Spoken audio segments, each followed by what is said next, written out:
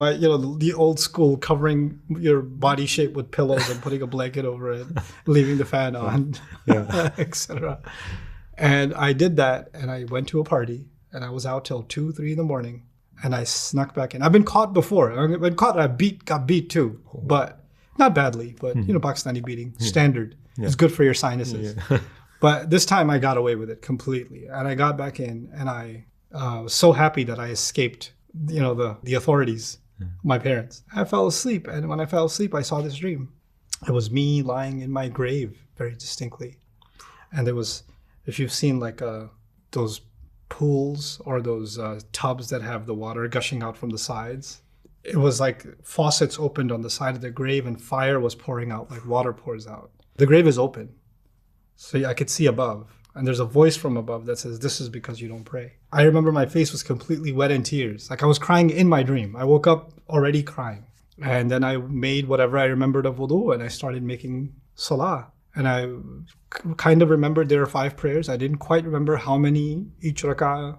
Because you haven't been praying? I had been praying for a long time. I'd been praying for maybe 4 years since we came, basically. Jumu'ah, the only prayer I could have got caught was Jumu'ah. But Jumu'ah was during school time, so I didn't get that either. And then the only time we did go to prayers if it was a holiday or it was Eid and my parents took me, my dad took me. Yeah. Other than that, I didn't see the inside of a masjid. I didn't expect that dream. I didn't expect it to feel that way. But all of a sudden, I just started praying, and then I remember being in sajda in one of the prayers and just crying. And then I fell asleep like that, and I woke up like that.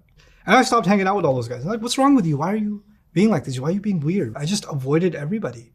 I just went straight home. Just kept going straight home. And then when the semester ended, I remember that because I still had a job at a Spanish neighborhood in the Spanish Junction Boulevard. So while I was at my job, this job was crazy. This was a Puerto Rican neighborhood. Every weekend it's flooded with teenagers, and there's salsa and merengue and loud club music, and everybody's dancing. It's crazy.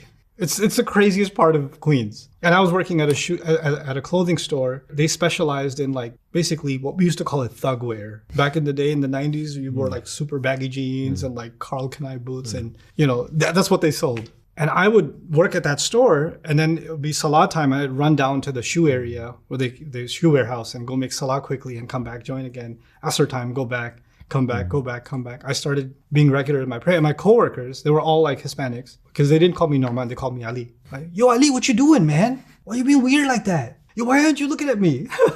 So then I had to explain, I'm praying. Oh, man, yo, you talking to God?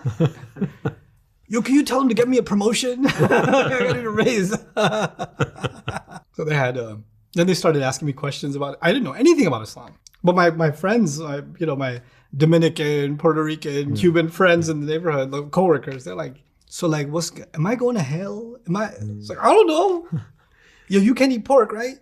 So I'm eating right now. How you feel about that? I guess this is what they would do. So prayer became a part of my life, but I don't think that my Islam was anything more than that. It was just prayer. And it was maybe somewhat better company, or at least avoiding bad company. College started, and As towards eternity, we need your support.